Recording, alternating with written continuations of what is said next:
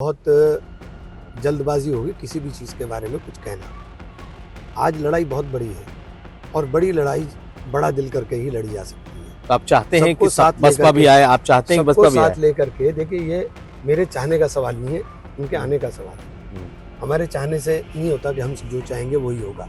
हमारी कोशिश ये होनी चाहिए और हमने हमेशा यही कोशिश की है कि किसी भी तरह से एक मजबूत विकल्प सामने आने का काम करें और हम ईमानदारी के साथ कोशिश करेंगे कि हम सबको साथ ले लें और हमारा प्रयास यही होगा कि सब साथ आएं। और अगर उसके बाद भी कुछ लोग अपने अहम के कारण साथ नहीं आते तो फिर उनका जवाब जनता को देना चाहिए। जनता को देखना चाहिए कि राहुल जी ने कितना बड़ा दिल कर करके सबको साथ लेने की बात की। अगर उसके बाद भी आप नहीं चल रहे हो तो फिर तो फैसला जनता को खुद करना चाहिए। इंडिया गठबंधन को लेकर अब नई रार छिड़ चुकी है और इस बार अखिलेश यादव ने कह दिया है कि मायावती को लेकर भरोसे का सवाल। क्या भरोसा है कि चुनाव के बाद वो कहां रहेंगी? कांग्रेस पार्टी क्या करेगी? क्या कांग्रेस पार्टी के साथ सपा ही रहेगी या बसपा आएगी?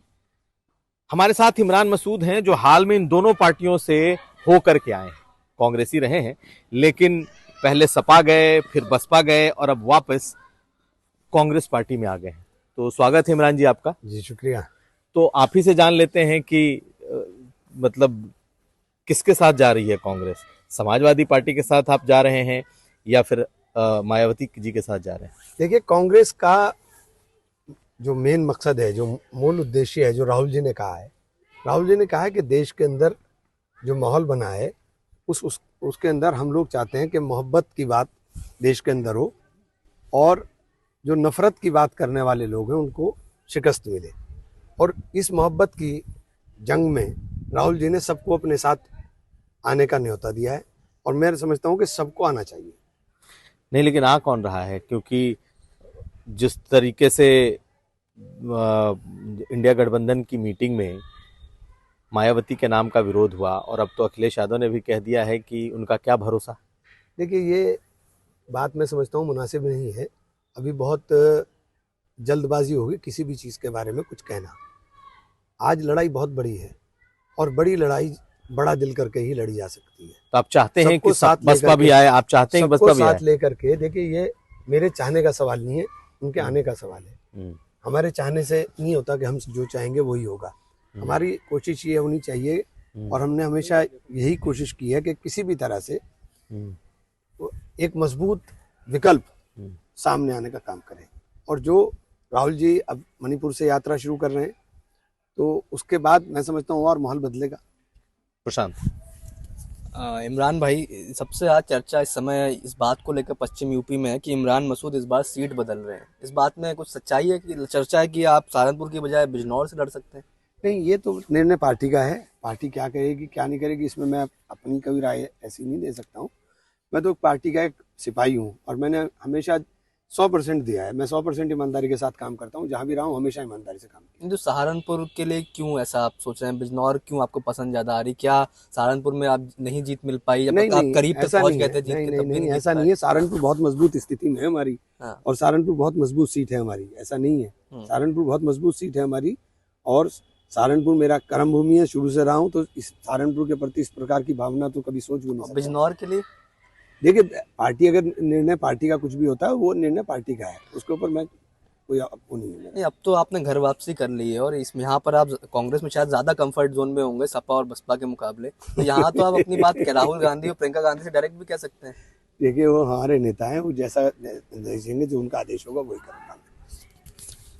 लेकिन पश्चिम से आने के बाद आपको क्या लगता है इस बार कांग्रेस पार्टी पश्चिम में किसी नई स्ट्रेटेजी पर काम कर रही है? क्योंकि आपको वापस लाया गया या आप वापस पार्टी में आए हैं। जब आप बसपा से निकले तो आपने बहुत तरह के आरोप भी बसपा पर लगाए, ज्यादा वक्त भी नहीं हुआ है तो और आप भी कह रहे हैं कि अब सबको लाया जाना चाहिए। नहीं, मैंने आरोप कब लगाया पहले तो मुझे बताइए। मैंने तो कहा था कि मुझे समझ में ही नहीं आया कि मुझे पार्टी से निकाल क्यों दिया। मैं तो यही नहीं समझ पाया कि मुझे पार्टी से क्यों निकाल दिया आपने पार्टी विरोधी गतिविधि। तो आप बताइए, जिस सीट के ऊपर 6 महीने पहले पार्टी को 8,000 वोट मिल रहा था, वहाँ 1.5 लाख वोट मिला 6 महीने बाद ही। जहाँ समाजवादी पार्टी का कैंडिडेट 32,000 से जीत रहा था, वहाँ उसकी जमानत जब्त हो गई, 21,000 वोट मिले उसको।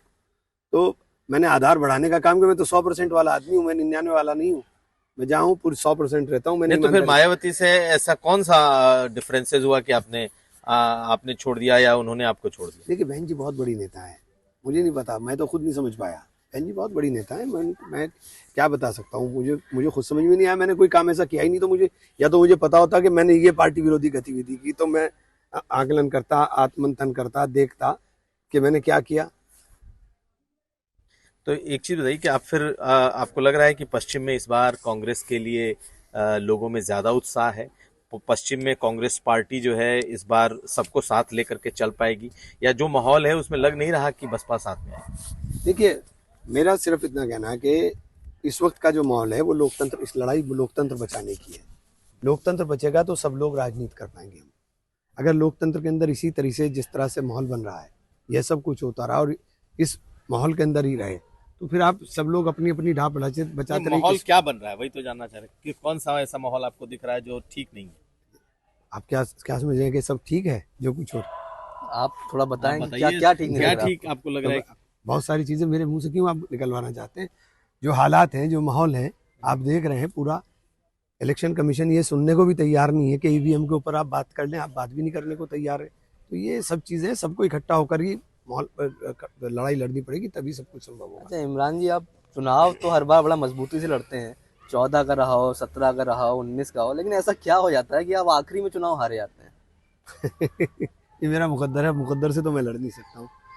मैंने तो ईमानदारी के साथ लड़ाई लड़ता हूँ, ईमानदारी के साथ। जो लोग मुझे वोट नहीं देते वो भी कहते हैं भैया वोट नहीं दिया, काम तो आप ही करोगे। तो बताइए, इसका तो मैं कोई इलाज नहीं है मेरे पास। पॉपुलैरिटी है आपकी, लेकिन क्या पोलराइजेशन हो जाता है आपके लड़ने से? नहीं, पोलराइजेशन कैसे हो जाएगा? पोलराइजेशन क्या क्या होगा मेरे साथ? तो जो मेरे साथ नॉन मुस्लिम साथी हैं वो कभी मेरे टूटे ही नहीं, आज तक नहीं टूटे।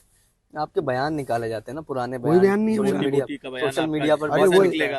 नहीं, पोलराइज नहीं, नहीं आप होता एक चुनाव बात से। मुझे एक बात रहिए, हमारे जुमले तो जुमले हैं, हमारे जुमले तो जुमले नहीं है, उनके जुमले जुमले हो जाते हैं। ये पश्चिमी उत्तर प्रदेश में जुमलों की भाषा है, तो जुमले जुमले चल गए। अब उसको आप बयान बना दो तो मैं क्या कर सकता हूँ? मैं तो उसमें कुछ नहीं, लेकिन आपके साथ ये जुड़ जाता है ना बार बार, हर में से जब भी चुनाव होगा आप कहते हैं कि जो भी नॉन मुस्लिम हैं या जो दूसरी बिरादरियां हैं वो भी आपके साथ जुड़ी हुई हैं। लेकिन प्रधानमंत्री के खिलाफ बोटी बोटी वाला जो बयान है ये तो हमेशा निकल करके आपके खिलाफ आता अब है। ये तो एक बात तो बताइए, इसका पीछा आप ही नहीं छोड़ना चाहते? आपके चैनल्स में मैंने 10 बार हाथ जोड़ के माफी मांग ली। भाई मेरे में तो इतना नैतिकता है कि मैंने अगर कोई गलत बात आपकी चाहे मुहावरे में ही कही, गलत कही, तो मैं उसके लिए माफी मांग रहा हूँ। क्या भारतीय जनता पार्टी के किसी नेता में इतनी नैतिकता है कि वो जो कुछ बोलते हैं, जो उल जलूल वो भाषण देते हैं, बयान देते हैं, उन बयान के ऊपर कभी शर्मिंदगी भी महसूस करें? पश्चिम के जो जो जहाँ पर बसपा और सपा लड़ी थी और बसपा ने बहुत सारी सीटें जीती, आपको लग रहा है कि अगर अकेले अकेले चुनाव लड़ गए, कांग्रेस पार्टी सपा के साथ चली गई, बसपा अलग रह गई, तो क्या कांग्रेस अच्छा कर पाएगी फिर? देखिए हम तो अच्छा करने का प्रयास करेंगे और हम ईमानदारी के साथ कोशिश करेंगे कि हम सबको साथ ले लें, और हमारा प्रयास यही होगा कि सब साथ आएं।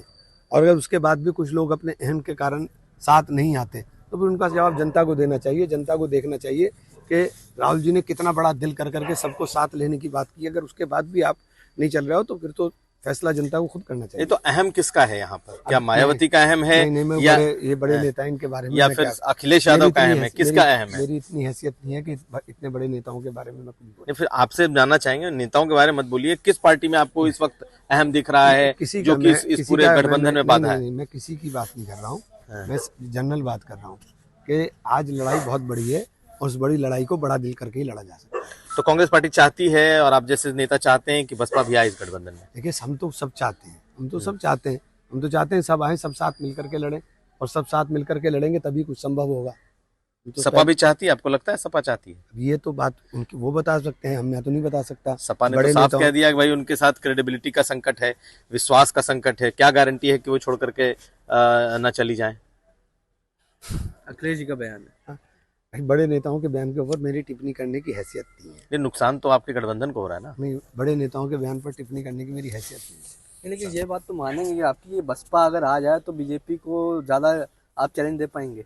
निश्चित रूप से अगर बसपा साथ में आती है तो बीजेपी हाफ हो जानी है पहले झटके में ही। बात चुनाव जब बनेगा पहले दिन ही हाफ हो जानी है। पहले दिन आप, अच्छा ये बताइए, आप इतना बड़ा चुनाव है ये, उससे पहले ही यहाँ पर बदलाव हो गया।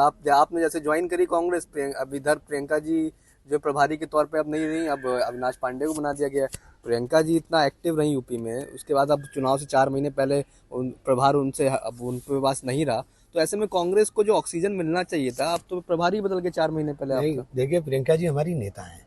प्रियंका जी अविनाश पांडे जी की भी नेता हैं। प्रियंका जी कांग्रेस का चेहरा है, पूरे देश में जाना है प्रियंका जी को।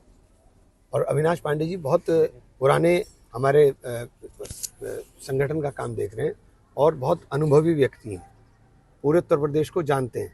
पहले सेक्रेटरी के तौर पर देखा, अब जनरल सेक्रेटरी के तौर पर देख रहे हैं, तो उनसे कोई कुछ छुपा हुआ नहीं है या कुछ ढका हुआ नहीं है। नहीं तो जब प्रियंका गांधी ही फेल हो गई एक तरीके से, उनके रहते कांग्रेस पार्टी कुछ नहीं कर पाई, तो आपको कैसा लगता है कि फिर जो दूसरे प्रभारी आए हैं? देखिए परिस्थितियां अलग अलग होती हैं। जो प्रियंका जी ने नींव रखी, जो प्रियंका जी ने बुनियाद रख दी है, वो बुनियाद इतनी मजबूत है, उसी के ऊपर कांग्रेस आगे बढ़ेगी।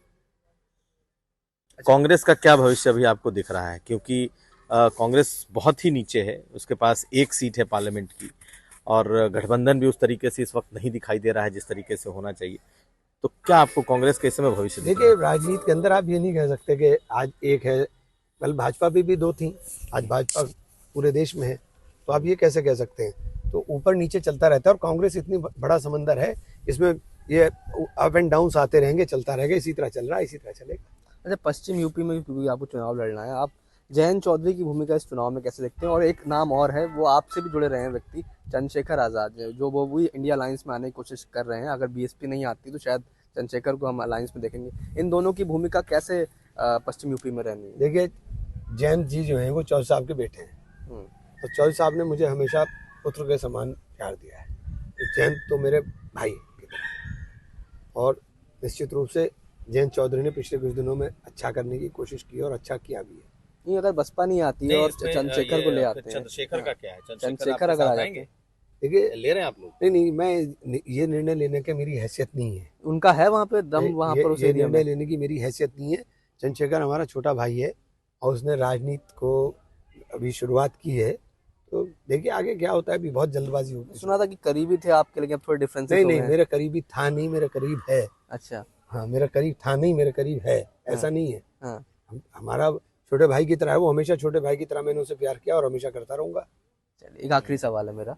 पिछले दिनों आपकी राहुल गांधी से मुलाकात हुई, आप प्रतिनिधिमंडल जो आप लोग का यूपी कांग्रेस का, आप लोग कई नेताओं को वहाँ पर ले जाया गया, तो राहुल गांधी ने काफी दिनों बाद आपको देखा होगा, काफी दिनों बाद आपकी मुलाकात हुई होगी, कुछ कहा आपसे? आपने घर वापसी करी है? आप कैसी बात कह रहे हैं? इतने दिनों राहुल जी बहुत बड़े नेता हैं, राहुल जी बहुत बड़े नेता हैं। आप भी तो यूपी के बड़े नेता हैं। राहुल जी की नजर पड़ जाए हमारे ऊपर, बस इतना ही बहुत है अपने लिए। बड़ी नहीं तो आखिर बड़ी तभी तो मैं कांग्रेस में हूँ। और अब इस बात की क्या गारंटी है कि फिर आप कांग्रेस नहीं छोड़ेंगे? क्योंकि आप पिछले देखिए, कुछ सालों में इतने भटक के पहुंचे हैं। देखिए मैंने अब इतना देख लिया।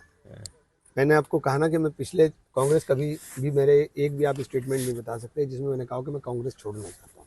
मैं कभी कांग्रेस छोड़ना ही चाहता था, कुछ मजबूरी नहीं थी मेरी, उसके अंदर कांग्रेस छूटी थी। अब मैंने तय कर लिया कि यार बस बहुत हो गया, अब जो होना होगा होगा, लेकिन रहूंगा मैं कांग्रेस में। जीना मरना कांग्रेस में। हाँ, thank you।